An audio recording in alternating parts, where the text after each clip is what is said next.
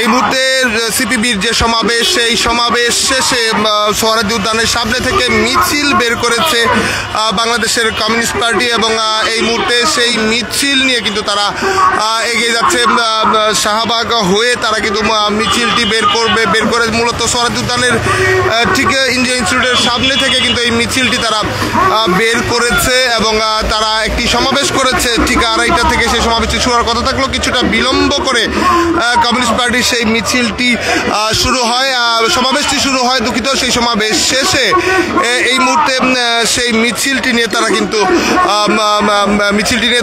সমাবেশ শেষে সোহরাওয়ার্দী উদ্যানের সামনে থেকে তারা কিন্তু সেই মিছিলটি নিয়ে এই মুহূর্তে এগিয়ে যাচ্ছে। দর্শক, আমরা সরাসরি যুক্ত রয়েছি দেশ রূপান্তর লাইভে। মূলত বাংলাদেশের কমিউনিস্ট পার্টি সেই মিছিলটি তাদের নেতৃত্বে কিন্তু বের হয়েছে। তারা সারা দেশ থেকে নেতাকর্মী যারা রয়েছে তারা কিন্তু এসেছেন।